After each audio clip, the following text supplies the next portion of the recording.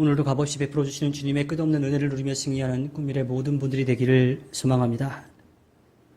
무비보셋을 곁에 둠으로써 사울의 집안까지 자기의 손아귀에 넣은 다윗은 이제 좀 편안하게 지낼 수 있게 되었습니다.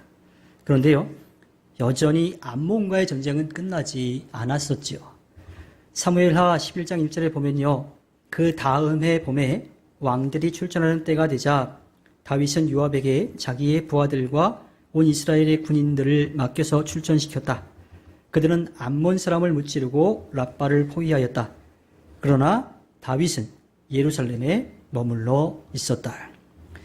사울이 블레셋과 전쟁하던 때를 좀 떠올려 보면요, 당시에 전쟁을 할 때는요, 왕이 맨 앞장서 가지고 싸우지는 않다 하더라도 그 전장에 함께 그 자리에 있었어요. 그것을 진두지휘를 했는데, 온 이스라엘의 왕이 된 다윗은요, 지금 자기의 장군과 군인들은 전장에 보내고 자기는 편하게 지금 왕궁에서 쉬고 있는 이야기가 나오고 있습니다. 그렇게 지내고 있을 때에 다윗이 아주 큰 실수를 하게 되죠. 이어지는 사무엘하 11장 2절에 보면요, 어느 날 저녁에 다윗은 잠깐 눈을 붙였다가 일어나 왕궁의 옥상에 올라가서 거닐었다. 그때 그는 한 여인이 목욕하는 모습을 옥상에서 내려다 보았다. 그 여인은 아주 아름다웠다. 자, 그렇게 장군과 군인들은 전장에 보내고 왕궁에서 편하게 쉬고 있던 다윗이 어느 날 잠을 잤다가 저녁 때에 이제 일어났는데, 그 옥상을 거닐다가 갑자기 그의 눈에 들어온 한 광경이 있었지요. 한 여인이 목욕을 하는 모습이었습니다. 다윗성은 예루살렘의 가장 높은 곳에 위치하고 있었고, 또 그곳에서 내려다보면 자세하게 보지는 않는다 하더라도 집집의 지붕들이 이렇게 보였겠죠. 마당도 보이는 데가 있었겠지요. 그런데 그 집안까지는 다 볼 수가 없었을 거예요. 다윗이 그렇게 쉬면서 옥상을 거니고 있을 때 다윗의 눈에 들어온 그 상황이 있었는데, 다윗이 볼 수 있는 곳에서 목욕을 하는 그러한 여인이었죠. 다윗의 눈에 들어왔고 또 좀 아름다웠다라고 하는 이야기를 하는 거 보면 왕궁과 꽤나 가까웠던 그런 집이었을 거라고 생각을 해볼 수가 있습니다. 사무엘하 11장 3절에 보면요, 다윗은 신하를 보내서 그 여인이 누구인지 알아보게 하였다. 다녀온 신하가 그 여인은 엘리암의 딸로서 햇사람 우리아의 아내 밧세바라고 하였다. 자, 엘리암의 딸이라고 하는 것과 또 햇사람 우리아의 아내 밧세바라고 이야기를 하고 있어요. 우리에게는 이 이야기가요, 다윗이 자신의 잘못된 욕정이 밧세바를 범한 것으로 그렇게 익숙하게 알려져 있죠. 하지만 가만히 생각을 해보면 조금 다르게 보일 수도 있습니다. 엘리암은요, 나중에 엘리압의 편에 서가지고 다윗에게 역모를 꾸민 이 아이도벨의 아들이에요. 그러니까 왕권에 도전할 만큼, 또 그 왕을 세울 만큼 그런 위치에도 있었고 또 그런 욕심도 있었던 집안이었다라고 하는 것을 알 수가 있죠. 우리아는 어떨까요? 햇사람이래요. 다윗은 용병이 되게 많았어요. 아둘람에서 지낼 때부터 그는 한 300여 명을 거느리고 다녔죠. 우리아도 아마 그때 함께 했던 사람이었을 겁니다. 그런데 이 용병이 다윗성에 가까운 곳에서 살고 있다라고 하는 것은 다윗이 그를 그만큼 신뢰했다라고 하는 것을 알 수가 있습니다. 자, 이들이 예루살렘에 살고 있다라고 하는 것을 통해서요, 다윗과 정말 가까운 사이임을 알 수 있고 어느 정도의 정치적인 힘도 가지고 있었다라고 하는 것을 알 수가 있습니다. 그러니까 어느 정도 힘이 있기도 했고요, 더 큰 힘을 갖고 싶은 그러한 마음들도 있었을지 모른다라고 하는 거지요. 물론 지금은 이 이야기에서는 아니지만 나중에 밧세바가요, 다윗의 죽음보다 자신의 아들인 솔로몬이 왕이 되는 것에 더 마음을 쏟은 것을 보면요, 밧세바가 다윗을 유혹하려고 한 것은 아니더라 하더라도요, 그 기회를 놓치지 않고 싶은 그런 마음은 분명히 있었던 것을 알 수가 있지요. 물론 그렇다고 해서 다윗이 잘못이 전혀 없다라고 하는 것은 아닙니다. 다윗은 분명히 큰 잘못을 저질렀죠. 이어지는 사무엘하 11장 4절에 보면요, 밧세바가 누구인지 알았어요. 그럼에도 불구하고 사람을 보내서 그 밧세바를 데려오는 이야기가 나오죠. 그런데도 다윗은 사람을 보내어서 그 여인을 데려왔다. 밧세바가 다윗에게로 오니 다윗은 그 여인과 정을 통하였다. 그 여인은 마침 부정한 몸을 깨끗하게 씻고 난 다음이었다. 그런 다음에 밧세바는 자기 집으로 돌아갔다. 다윗은요, 밧세바가 자기의 충신인 우리아의 아내라고 하는 것을 분명하게 알았어요. 그럼에도 불구하고 자신의 욕심을 채우려고 했던 거죠. 게다가 밧세바는 임신이 가능한 그러한 시기였던 거예요. 그래서 결국 다윗이 아이를 갖게 되었지요. 자신이 아이를 갖게 된 것을 알게 된 밧세바는요, 바로 다윗에게 사람을 보내서 그 사실을 알려주지요. 이제부터 다윗의 잘못은 눈덩이처럼 점점 커지기 시작합니다. 다윗은요, 우리아의 상관인 요압에게 편지를 써가지고요, 사람을 보내가지고 우리아를 왕궁으로 부릅니다. 왕의 부름을 받은 우리아는 왕 앞에 오죠. 다윗은 아주 친절하게 전쟁 상황이 어떤지 또 위로하면서 격려합니다. 그런 다음에 사무엘하 11장 8절에 보면 다윗이 자기의 속내를 드러내죠. 이제 그대의 집으로 내려가서 목욕하고 쉬어라. 우리아가 오전을 물러가니 왕은 먹을 것을 함께 딸려서 보냈다. 자, 전장에서 고생하고 왔으니까 이제 좀 쉬라고 하는 거예요. 그리고 집에 가서 쉬라고 해요. 그리고 집에 가서 쉴 수 있도록 맛있는 음식들을 잘 준비해가지고 우리아 편에 집으로 이제 보내고 있는 것이요. 다윗은 자신이 저지른 잘못을 감추기 위해서 우리아를 집으로 보내 밧세바와 밤을 보내도록 합니다. 하지만 이어지는 사무엘하 11장 9절에 보면요, 우리아는 그렇게 하지 않죠. 그러나 우리아는 자기 상전의 종들과 함께 대궐 문간에 누워서 자고 자기 집으로는 내려가지 않았다. 우리아는 왜 그랬을까요? 우리가 그냥 성경에 나오는 대로 우리아가 다른 부하들이 고생하고 있으니까 자기 혼자 편하게 쉴 수 없다라고 하는 마음만 있었을까요? 아마도 우리아는 다윗과 밧세바의 그 사이를 알고 있었을 거예요. 왜냐하면 다윗이 대놓고 우리아를 데리고 왔어요. 그 사실을 우리아가 모르지 않았을 겁니다. 분명히 알았을 거예요. 우리아는 다윗과 밧세바 모두에게 배신감을 느꼈을 겁니다. 몰래 한 일을 다윗이 숨기려고 했을 때에 오히려 우리아가 그 다윗의 잘못이 드러나도록 만들어가고 있지요. 이제 다윗의 마음이 급해졌어요. 그래서 다윗이 우리아에게 힘든 전쟁을 치르느냐고 고생해서 집에서 좀 쉬도록 하고 먹을 것도 보내주었는데 왜 가지 않았냐고 묻자 우리아가 다윗의 뼈를 때리는 말을 합니다. 사무엘하 11장 11절에 우리아가 다윗에게 대답하였다. 언약궤와 이스라엘과 유다가 모두 장막을 치고 지내며 저의 상관이신 요압 장군과 임금님의 모든 신하가 벌판에서 진을 치고 있습니다. 그런데 어찌 저만 홀로 집으로 돌아가서 먹고 마시고 나의 아내와 잠자리를 같이 할 수 있겠습니까? 임금님이 확실히 살아계심과 또 임금님의 생명을 걸고 맹세합니다.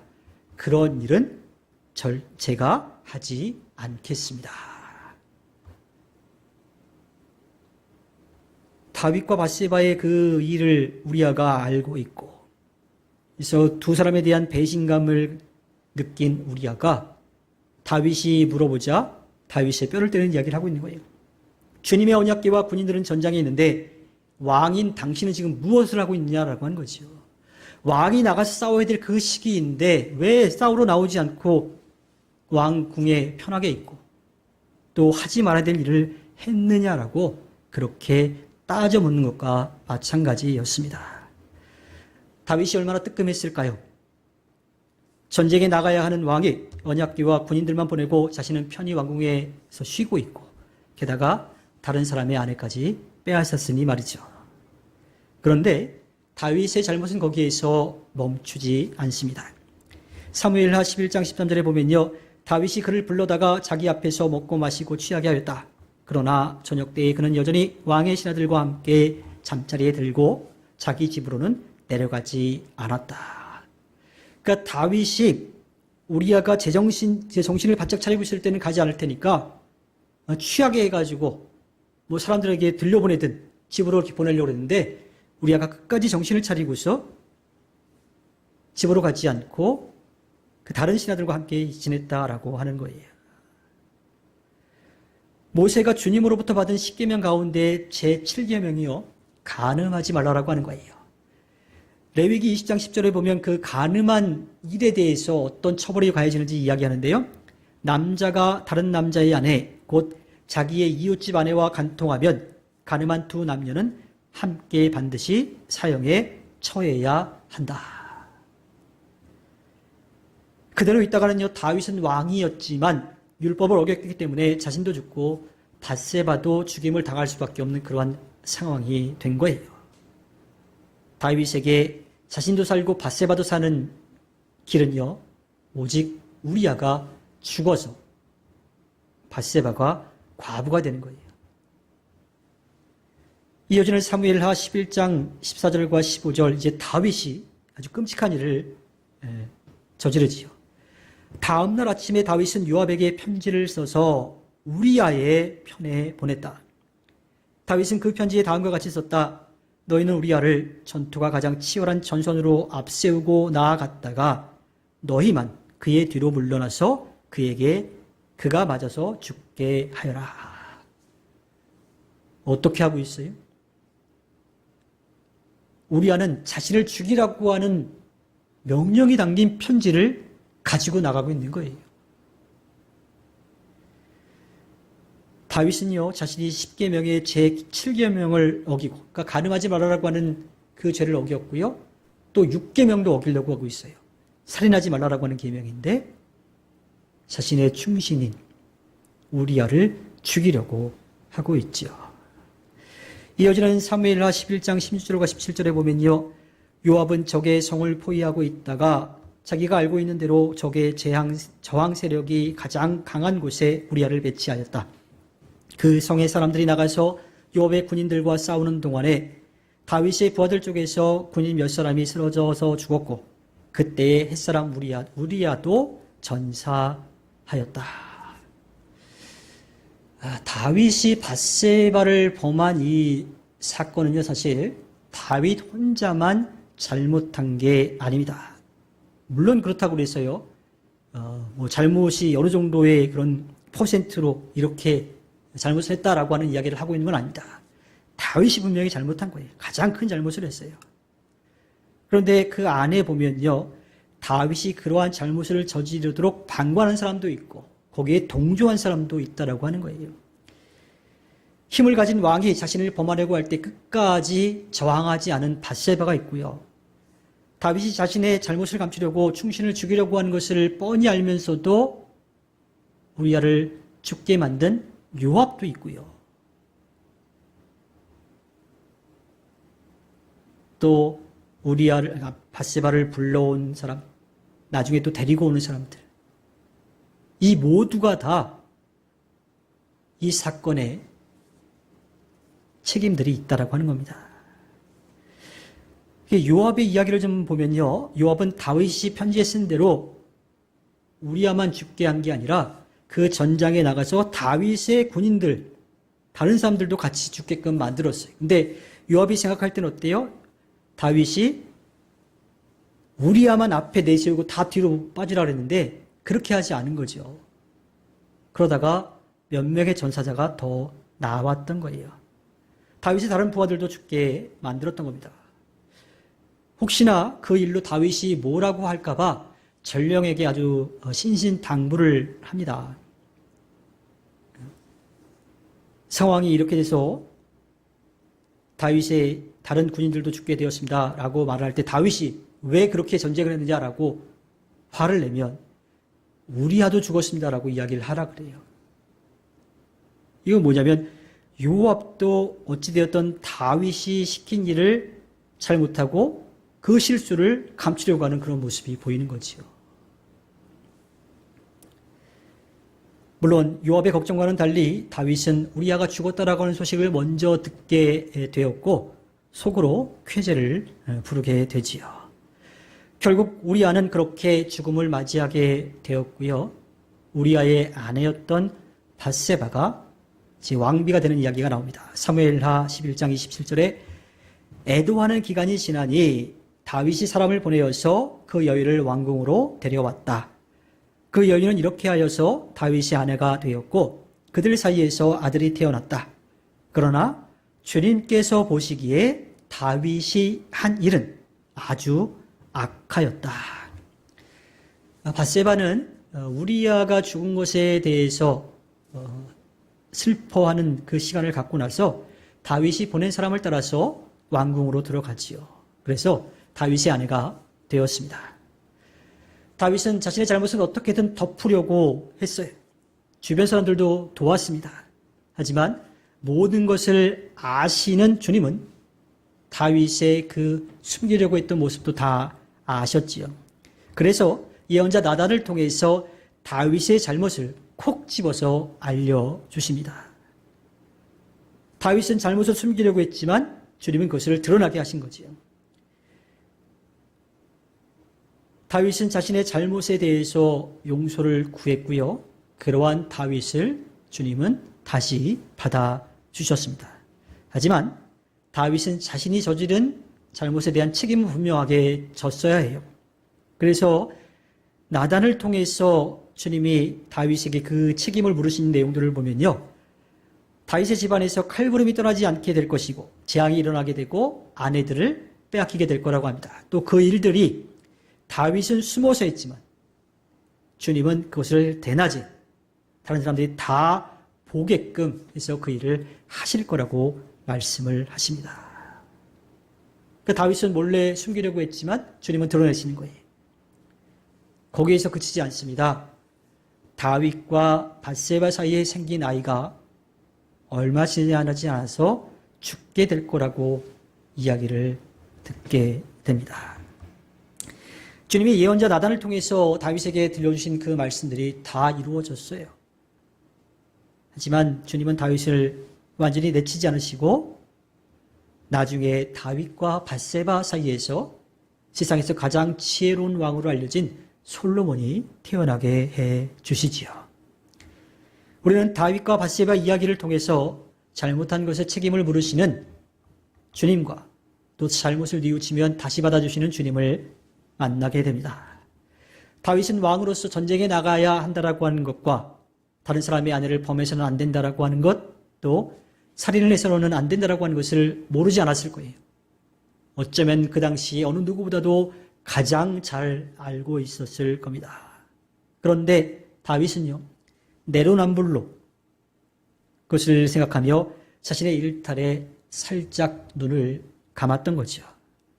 하지만 모든 것을 아시는 주님은 다윗의 잘못을 그냥 지나치지 않으시고 그 책임을 물으셨습니다. 모든 것을 하실 수 있는 주님은요, 다윗이 그 잘못에 대해서 뉘우칠 때에 다시 받아주셨습니다.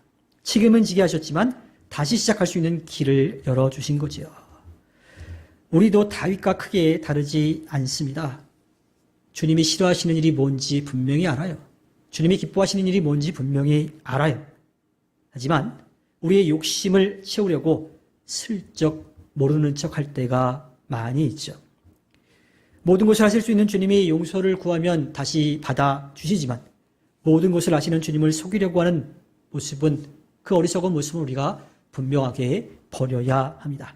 또한 우리가 잘못을 아예 안 할 수는 없지만 덜 하려고 애써야 돼요. 그래서 조금씩 더 성숙해가는 그 모습이 우리에게 필요합니다. 모든 것을 아시고 모든 것을 하실 수 있는 주님을 인정하고 주님 앞에 겸손히 서는 꿈미래가 되기를 바랍니다. 우리의 연약함까지도 아시고 기다려주시는 주님의 마음을 알아서 한 발 더 주님의 뜻을 이루기 위해서 내딛고 그 열심을 통해서 이 땅에 주님의 나라가 아름답게 이루어져 갈 수 있도록 힘쓰는, 그래서 주님께 기쁨을 드리는 꿈미래 모든 분들이 되기를 주님의 이름으로 부탁드립니다. 기도하겠습니다.